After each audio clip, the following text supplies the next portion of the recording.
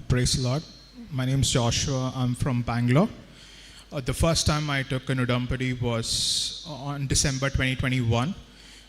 So I'm somebody who's been trying for a Canadian study permit for a considerably long time.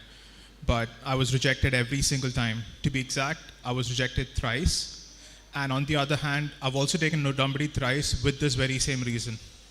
So my first rejection came on December 2021. I was actually very confident of getting my study permit because I had very high score in my IELTS and I was a distinction holder in my bachelor's. So I was very confident about getting it, but the moment I got a rejection, I was pretty distraught. I didn't know what to do. This is when my grandmother told me about Kripasana and she introduced me to what an Udampadi was. So since I was in Bangalore at that time, so I took an online Udampadi, and as you know, I followed it like any other novena. I only followed the prayers, I didn't do anything else. And very soon, in February, I got my second refusal. And this time I was I was actually very doubtful. I'm like, what happened? What did I do wrong?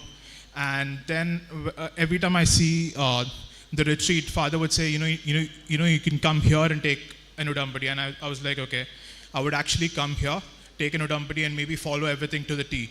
But so on August, right after I applied for my visa for the third time, I actually came here. It was pretty crowded at that time. So in August 2022, I actually took my second Udampadi, and that was when I was given around 30 papers. I was pretty ashamed, to give those papers. I was like, okay, why would I actually go and give this around? I thought, you know what, I will actually go and keep it in my church. But that very Tuesday, Father mentioned in the retreat that you're not supposed to leave it in church, but you're supposed to distribute it in person to every person that you meet. But so now I was actually in a rut because I didn't know what to do. And I used to attend evening mass. So what I did was, since it was dark, I would stand in a corner and I would try giving out papers to people.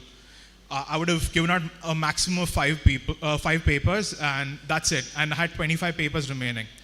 But yes, I attended the retreat and I followed the prayers regularly. But again, within a month of me starting the second Udampadi, I got my third refusal. And at that time, I started questioning my faith. I'm like, why is this happening to me? Like, I'm trying to do everything from my end, yet I'm not able to, cross through. All my friends who've not done half of this have already gone through. And this was when I made up my mind. I was like, you know what, I will actually have a fourth and final try, but I will not take an Udampadi the fourth time. I will do any other prayer, but not an Udampadi.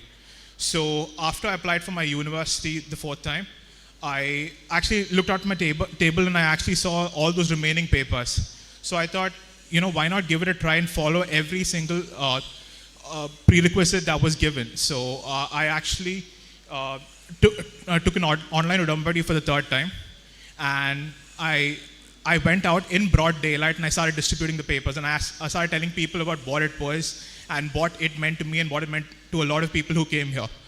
And the very next week, I actually got my visa approval. The very next week after I did all that, and while this was a materialistic gain, I do realize there was a spiritual gain in myself as well. Because I was somebody who used to pray, but who was not very devout in prayers. But through the Udampadis, I started attending Mass more regularly. I started attending confession at least once every 2 weeks. Earlier, I used to attend confession maybe like, let's just say, during Christmas and during Easter. But now, I was a lot more regular with my confessions. And one lesson I learned from the Udampadi is to, wait for God's plan to unfold. Because a lot of times we are very eager to have our way happen, but because the fourth time when I actually got my approval, I got into a university which had a very high cutoff rate, in which I could not even imagine getting into. And I do realize that even though God might not have answered my prayers the first two times, He actually had a much better plan in mind for me. Thank you.